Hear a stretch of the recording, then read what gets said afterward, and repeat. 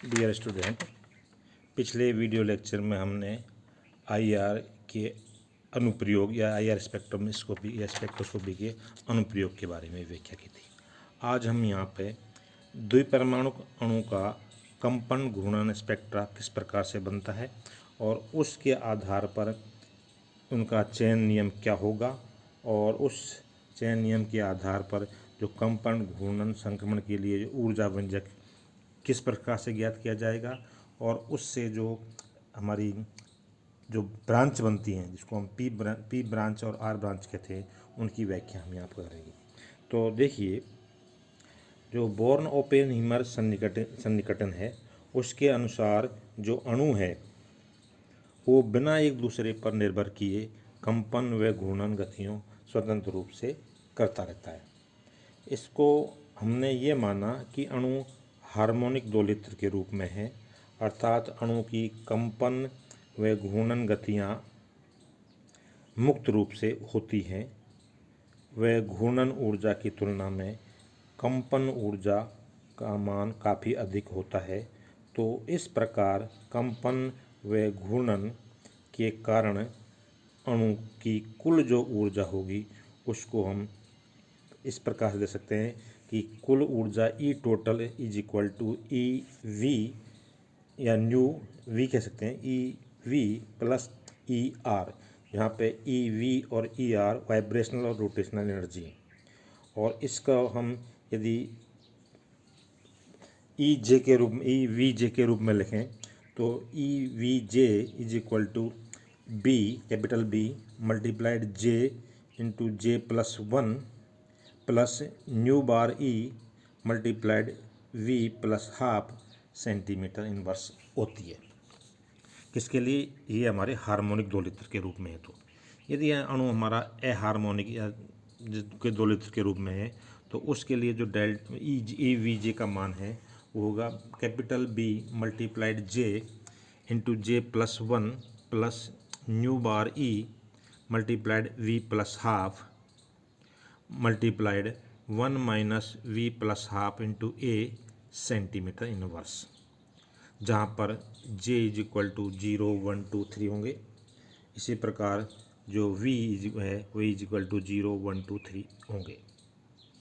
अब हम यहाँ पर जो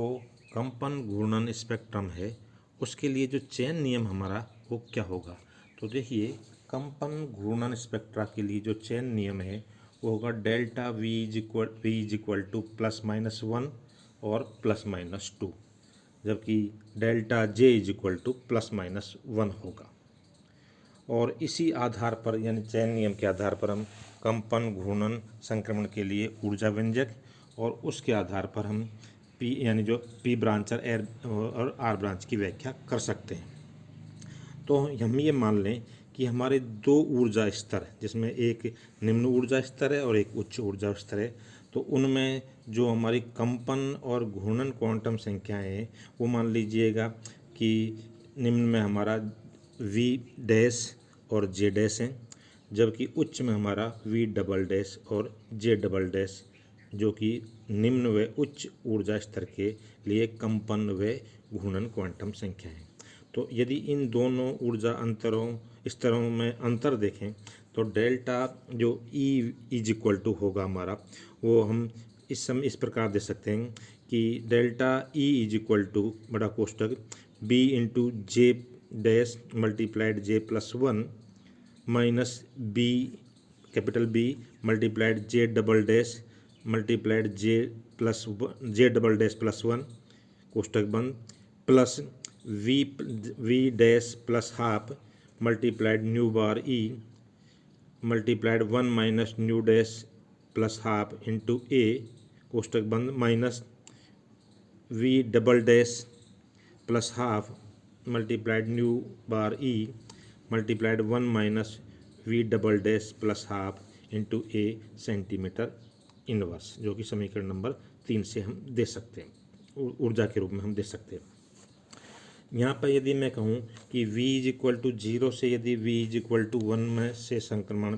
से हमें स्पेक्ट्रम रेखाएं मिल रही हैं, यानी कि v इज इक्वल टू 0 से v संक्रमण होता है, तो इससे प्राप्त जो स्पेक्ट्रम रेखाएं हैं स्पेक्ट्रम में वो उनकी 2 ब्रांचेज होती हैं और वो हम चेन नियम के आधार पर बांट सकते हैं। यदि चेन नियम delta J is equal to -1 है, अर्थात जे से j-1 संक्रमण हो रहा है, तो उससे प्राप्त शाखा हमारी पी शाखा, पी बैंड या पी ब्रांच कहलाती है। और यदि चेन नियम हमारा delta J is equal to +1 है, अर्थात जे से j+1 में से हमें संक्रमण हो रहा है, तो इससे प्राप्त शाखा को हम आर शाखा कहते हैं। क्योंकि चेन नियम के अनुसार डेल्टा जे संभव नहीं है या निषिद्ध है, अतः v इज इक्वल टू 0 से v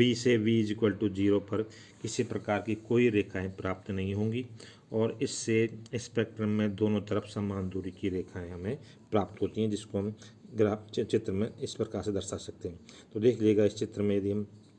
पी ब्रांच और आर ब्रांच को देखें इस पर, तो इनके प्रत्येक जो हमारी ऊर्जा स्तर है उसके मध्य में एक निश्चित यानी कि जो हमारी ऊर्जा है वो होगी। और जैसे जैसे v इज इक्वल टू 0 से हम दाहिनी ओर जिसको हम j से j+1 में गए तो वहाँ पर हमारा यानी 0 से अगर 1 में चलें तो 2b, और इसी यदि हम 0 से -1 में चलें तो भी हमारा 2b, और इन दोनों के मध्य की दूरी क्या होगी हमारी 4b के बराबर होगी। तो ये हमारी p ब्रांच और r ब्रांच है जिनके आधार पर हम इनको ये ऊर्जा स्तरों के आधार पर इनको हम व्याख्या कर सकते हैं। अब हम यहाँ पे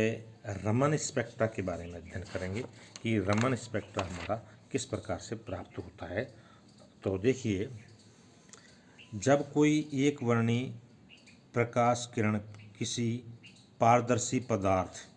जिसको जो कि ठोस हो सकता है, द्रव हो सकता है अथवा गैस हो सकता है, से पास किया जाता है या गुजारा जाए,